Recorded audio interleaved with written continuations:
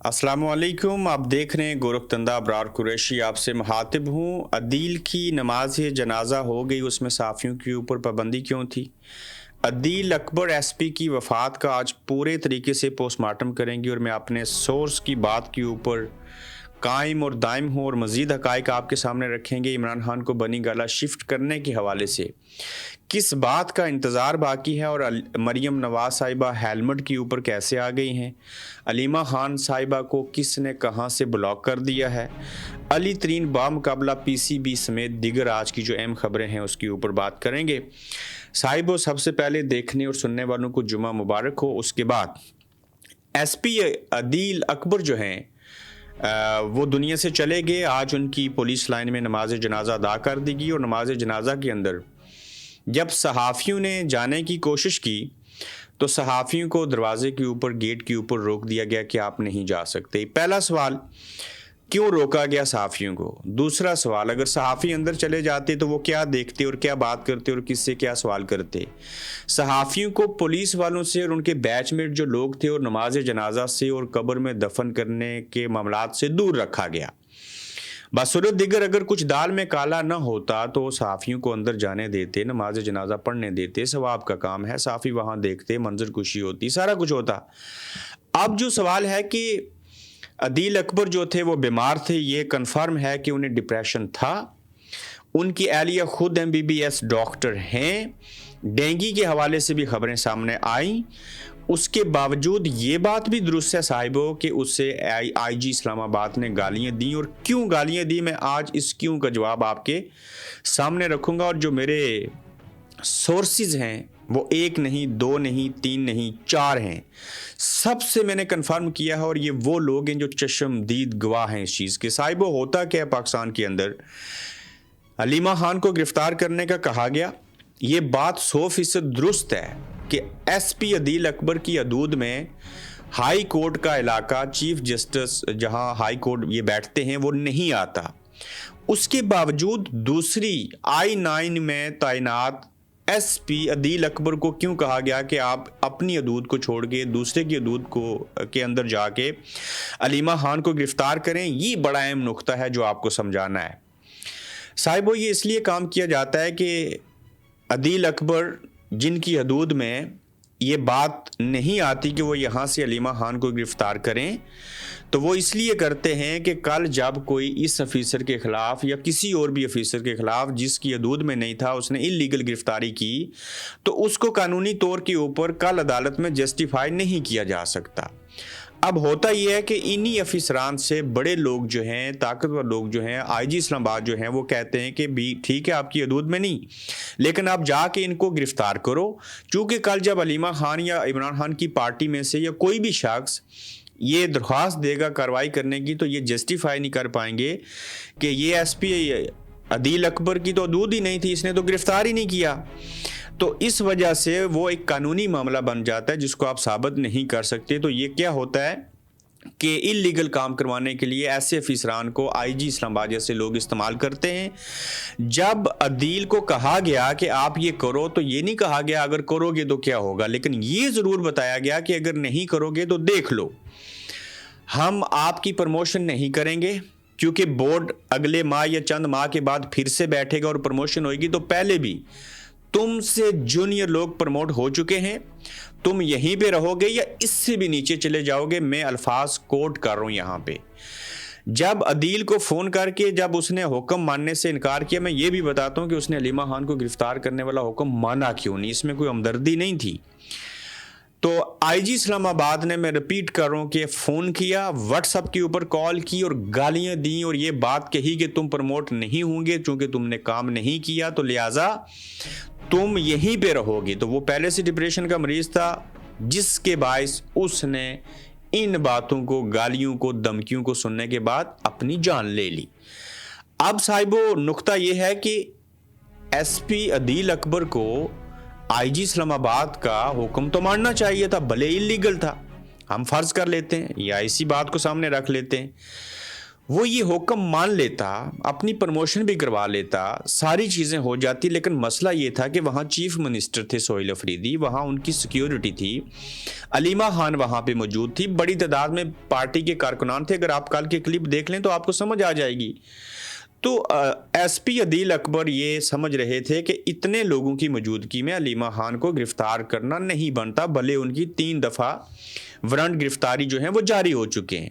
تو اس نے آرڈر ماننے سے انکار کم، حالات کی نزاکت کو دیکھتے ہوئے سامنے رکھتے ہوئے جو انکار کیا وہ ان کی مجبوری اور لاچاری تھی، اور جس کے بعد آئی جی اسلام آباد نے فون کر کے ان کو ڈانٹا، ان کو دھمکی دی، ان کو گالیاں بھی دیں اور کہا تمہاری پروموشن اب نہیں ہوگی. تو جس کی وجہ سے پہلے سے کوئی شخص ڈپریشن کا مریض ہو، نوکری کر رہا ہو، اسے ڈینگی بھی ہو چکا ہو، ڈپریشن میں ہو، تو اس کو کوئی گالیاں دیں گے اور ایسی دھمکی دیں گے تو وہ بیچارہ تو خودکشی کرے گا. حرام موت تو کوئی بھی نہیں مرنا چاہ رہا.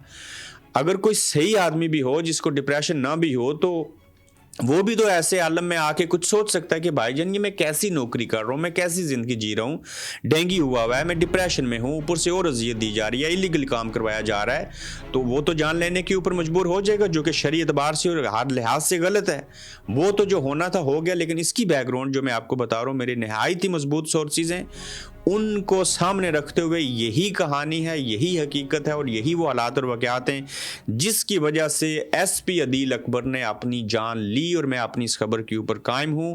ہم کسی کو ٹارگٹ نہیں کرنا چاہ رہے، ہم جو سچ ہے، جو حقیقت ہے، اپنے سورسز کو سامنے رکھتے ہوئے وہ بیان کر رہے ہیں. صاحبو، اسی ملک کے اندر قادر پٹیل جو تھے پیپلز پارٹی والے، سینٹ میں پوری رپورٹس لے کے آگے تھے. آپ کو یاد ہوگا کہ جو عمران خان نے ان کا ڈی این اے کروایا تو یہ کوکین بھی لیتے ہیں، فلاں بھی کرتے ہیں. تو یہاں پہ بات کا پتنگڑ بنانا کوئی عام سی چھوٹی سی بات نہیں ہے. یہاں پہ اکثر اوقات اور بیشتر یہ چیزیں ہوتی ہیں. تو لہٰذا ایس پی عدیل اکبر کے ساتھ آئی جی نے جو سلوک کیا اور جو حکم دیا جا رہا تھا کہ فلاں کو گرفتار کرو، وہ نہ کرنے کی وجہ سے جو کچھ معاملہ ہوا، اس سارے عمل کے دوران اس شخص نے اپنی جان لے لی. تو یہ ہے وہ ساری حقیقت. اس میں اور بھی بے شمار نکات ہیں، لیکن ایک وقت آئے گا کہ آپ چیزیں دیکھ سکیں گے. اور آج یہ خبر درست کیسے ثابت ہوتی ہے میں آپ کو بتاتا ہوں. علیمہ خان کی گرفتاری والا معاملہ آپ یہ بھی سن لیجئے اور اس کو بھی دیکھ لیجئے. علیمہ خان کا خیبر پختونخوا منتقل ہونے سے انکار. کل جب مجھے اسلام آباد ہائی کورٹ گرفتار کرنے آئے تو مجھے خیبر پختونخوا والوں نے کہا آپ ہمارے ساتھ خیبر پختونخوا چلی جائیں. میں نے کہا میں نے تو اپنی ضمانت بھی نہیں کروائی، چونکہ 3 مرتبہ ان کی جو ضمانت ہے وہ وارنٹ گرفتاری جاری ہو چکے ہیں.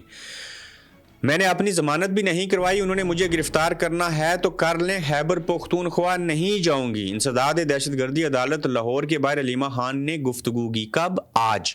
تو یہ میری کل کی خبر کہ علیمہ خان کو گرفتار کرنا تھا. ایس پی عدیل اکبر کو کہا گیا، اس نے گرفتار نہیں کر پایا، جس کے بعد آئی جی نے گالیاں دیں اور جس کی پاداش میں جب یہ دھمکی دی کہ تمہاری پروموشن نہیں ہوگی، پہلے بھی تم سے جونیئر آگے چلے گئے ہیں. تو اس صدمے کی وجہ سے، ان باتوں کی وجہ سے، ان الفاظ کی وجہ سے، اس تنقید کی وجہ سے، اس دھمکی کی وجہ سے اس نوجوان نے جو پہلے سے ڈپریشن میں تھا اپنی جان لے لی. تو یہ ثابت ہو گیا کہ علیمہ خان کو کل گرفتار کرنا تھا. خیبر پختونخوا جانے کی آفر کی گئی. علیمہ خان نے کہا میں نے ضمانت بھی نہیں کرائی، وارنٹ گرفتاری 3ری مرتبہ جاری ہو چکے ہیں، تو میں نہیں جاؤں گی کہ خیبر پختونخوا.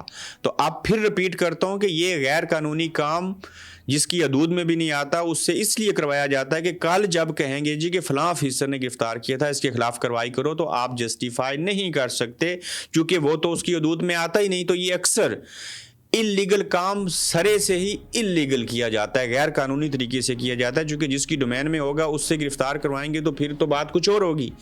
جب ایس پی عدیل اکبر ہے ہی I-9 میں تو اس کی حدود اور قیود میں بھی نہیں آتا قانونی طور پہ، تو پھر گرفتار کیوں کروائیں گے؟ اس کیوں کا جواب میں 3 دفعہ اس کے اندر دے چکا ہوں. تو یہ صاحب و ساری صورتحال تھی جس کے باعث عدیل اکبر جیسا نوجوان ایس پی جو تھا اس کو اپنی جان لینا پڑی. اس میں حالات تھے، اس میں سچویشن تھی، اس میں ڈپریشن تھا، اس میں بیماری تھی، اس میں اور چیزیں تھیں. تو یہ سارا وہ واقعہ ہے. میں نے اس کے اوپر تفصیل سے بات اس لیے کی کہ آپ لوگوں کو سمجھ آ سکے کہ ہمارے پاکستان کے اندر ہوتا کیا ہے.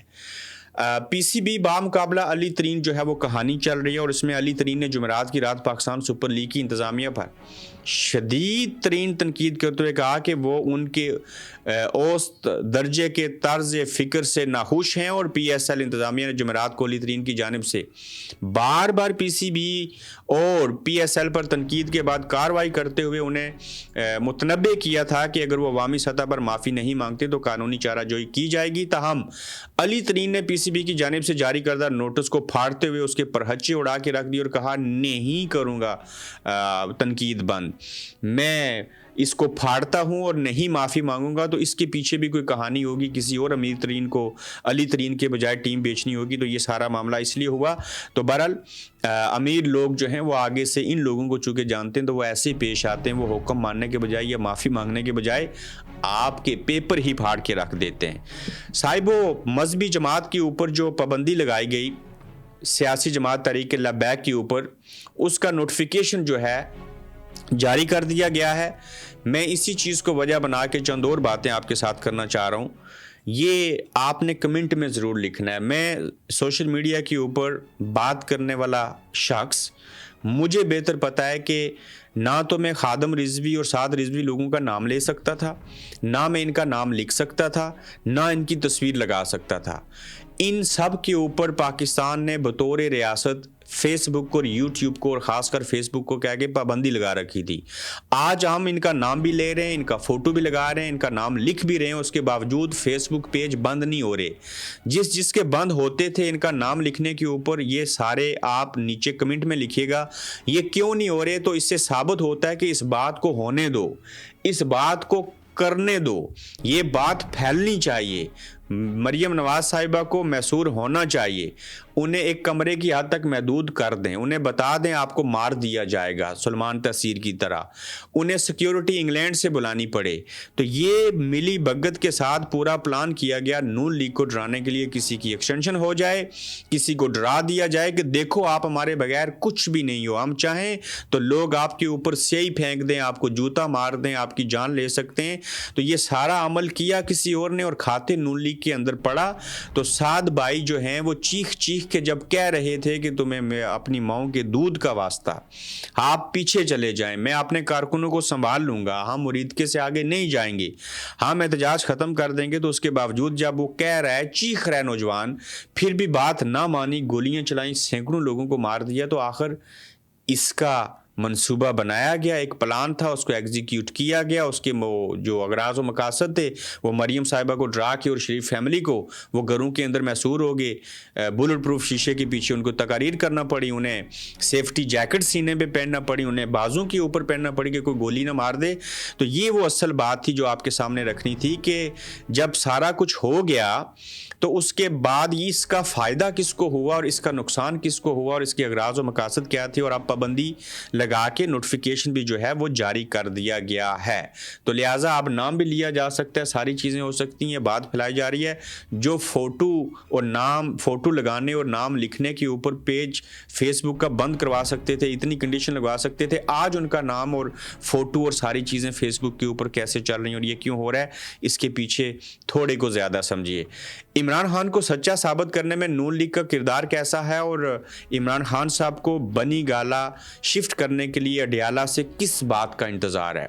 جب کبھی احتجاج کی بات ہوتی ہے اور چیزوں کی بات کی جاتی ہے تو یہ بات سامنے آتی ہے کہ خان صاحب کو اڈیالہ سے بنی گالا شفٹ کر دیں گے، پھر بات ہوتی ہے جی کہ ہم ان کو خیبر پختونخوا بیچ دیں گے، پھر یہ بات ہوتی ہے جی کہ کچھ عرصے بعد مذاکرات شروع کر دیں گے۔ تو یہ ڈیلے ٹیکٹکس ہوتے ہیں، لیکن اب کی بار عمران خان اور ان کی فیملی اور ان کی جماعت کی طرف سے انتظار کیا جا رہا ہے کہ آپ ایک اپلیکیشن لکھ کے دیں تو ہم آپ کو اڈیالہ سے بنی گالا بیچ دیں گے، جو کہ یہ بات کبھی بھی وہ نہیں کریں گے اور اپلیکیشن نہیں دیں گے کہ آپ ان کو اڈیالہ سے بنی گالا بیچ دیں۔